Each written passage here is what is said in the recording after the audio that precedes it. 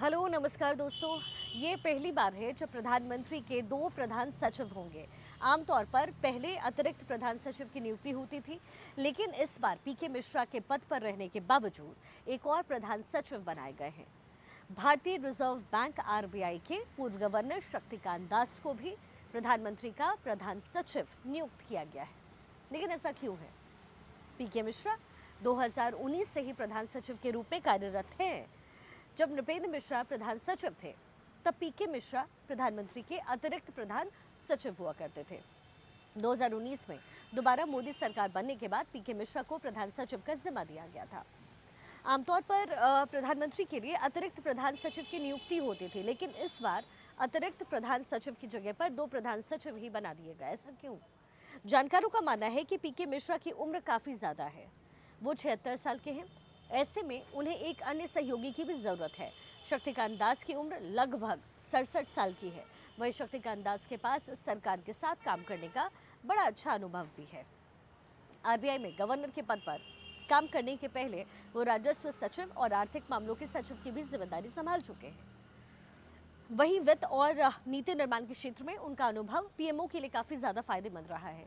RBI governor के तौर पर उनका जो कार्यकाल है वो पिछले साल दिसंबर में खत्म हुआ। उन्हें 2021 में सेवा विस्तार मिला। प्रधानमंत्री नरेंद्र मोदी के दो सलाहकार भी हैं। आईएएस अमित खरे और तरुण कपूर सलाहकार के रूप में काम कर रहे हैं। वहीं पीएमओ में पीके मिश्रा सबसे सीनियर रिटायर्ड अधिकारी हैं। वो 1972 बैच के आईएएस ऑफिसर हैं और तीसरी बार मोदी सरकार बनने के बाद उन्हें फिर से प्रधान सचिव नियुक्त किया गया है। लेकिन यहाँ पर बड़ा सवाल ये है कि आखिर पीके मिश्रा के रहते क्या सिर्फ उनकी उम्र की वजह से ही एक और प्रधान सचिव के तौर पर शक्तिकांत दास की नियुक्ति हुई है क्या? तो नहीं, ऐसा नहीं है। अगर आप शक्तिकांत दास की खूबियों को जानेंगे तो ये समझना आपके लिए मुश्किल नहीं होगा। दरअसल ये कवायद देश की अर्थव्यवस्था को नई रफ्तार देने के लिए किया गया है। तमिलनाडु कैडर के आईएएस शक्तिकांत दास प्रधानमंत्री मोदी के भरोसेमंद लोगों में से एक माने जाते हैं। शक्तिकांत दास भारतीय रिजर्व बैंक के 25वें गवर्नर रह चुके हैं। आरबीआई गवर्नर के तौर पर शक्तिकांत दास ने फाइनेंशियल स्टेबिलिटी बनाए रखने और इकोनॉमिक ग्रोथ को बढ़ावा देने पर भी ध्यान केंद्रित किया है। अपने कार्यकाल के दौरान उन्होंने 8 केंद्रीय बजट में अपना बड़ा योगदान दिया। वो एडीबी, एनडीबी, एआईआईबी के गवर्नर भी रहे हुए हैं और इसके साथ ही काफ़ी काम उन्होंने किए। शक्तिकांत दास ने नोटबंदी और जीएसटी जैसे सुधारों में अहम भूमिका निभाई है। जीएसटी के सफल कार्यान्वयन के लिए राज्यों के साथ समन्वय स्थापित करने में उनका महत्वपूर्ण योगदान माना जाता है। कोरोना महामारी के दौरान भी भारतीय अर्थव्यवस्था को सहारा देने के लिए उन्होंने कई उपाय किए। शक्तिकांत दास ने आईबीसी यानी कि इंसॉल्वेंसी एंड बैंक करप्सी कोड को और सार्वजनिक क्षेत्र के बैंकों के पूंजीकरण और विलय जैसे जो कई अहम सुधार हैं वो भी लागू किए।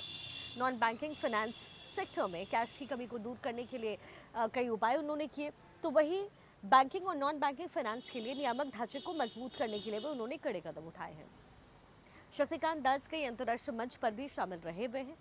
उन्होंने आईएमएफ, G20 और ब्रिक्स में भारत का प्रतिनिधित्व पहले भी किया हुआ है। 1991 में भारत के लिए 22 अरब डॉलर्स के आईएमएफ बेल आउट पैकेज पर बातचीत में अहम भूमिका उनकी रही है। वो हैम्बर्ग और म्यूनिस आयर्स में G20 बैठकों में भारत के शेरपा भी रह चुके हैं। तो कई सारी जो खूबियां हैं वो उनके पास रही हुई हैं। 6 साल तक आरबीआई के गवर्नर रहे शक्तिकांत दास ने पिछले साल दिसंबर में पद छोड़ा। शक्तिकांत दास उर्जित पटेल के अचानक इस्तीफे देने के बाद जो है 2018 में वो आरबीआई के गवर्नर बने थे। 1980 बैच के तमिलनाडु कैडर के आईएएस ऑफिसर दास के पास दिल्ली में सेंट स्टीफेंस कॉलेज से इतिहास में मास्टर डिग्री है और बर्मिंघम यूनिवर्सिटी से पब्लिक एडमिनिस्ट्रेशन में पोस्ट ग्रेजुएशन की डिग्री है। जाहिर है उनके पास अर्थव्यवस्था के साथ साथ इतिहास की भी अच्छी समझ है और ऐसे में वो 5 ट्रिलियन इकोनॉमी और 2047 के मोदी के विकसित भारत के एजेंडे में शक्तिकांत दास बड़े उपयोगी साबित हो सकते हैं, खासतौर पर तब जब 2025 को देश के लिए 1991 की तरह महत्वपूर्ण वर्ष माना जा रहा है। आर्थिक सर्वेक्षण 2024 में सुझाव दिया है कि चीन से आयात करने के बाद के बजाय जो है चीनी कंपनियों को भारत में निवेश करने के लिए प्रोत्साहित किया जा सकता है।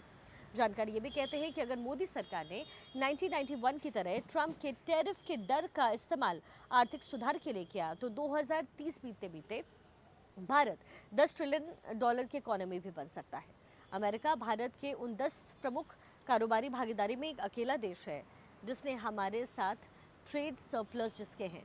ट्रंप की टैरिफ नीतियां इस सरप्लस को कम करना चाहती है, लेकिन हमें उसके दबाव में नहीं आकर अपने मैन्युफैक्चरिंग और जो सर्विस सेक्टर है उसको नेक्स्ट लेवल तक पहुंचाना होगा, ताकि हम ट्रंप के टैरिफ फीचर के बारे में या फिर फियर के बारे में जो है बीच जो है एक फायर की तरह काम करें। ट्रंप के टैरिफ फियर के बीच फायर बनकर के हम निकलें और इस मुश्किल समय में शक्तिकांत दास का अनुभव हमारे लिए बेहद कारगर हो सकता है। कड़े फैसले वो ले सकते हैं और कड़े फैसले लागू करने के लिए मोदी सरकार को प्रेरित भी कर सकते हैं, जैसा कि बाजार के दबाव के बाद भी उन्होंने कोरोना काल के बाद से रेपो रेट में बदलाव ना करके किया हुआ है और इसलिए शायद शक्तिकांत दास प्रधानमंत्री मोदी के लिए जरूरी हो गए।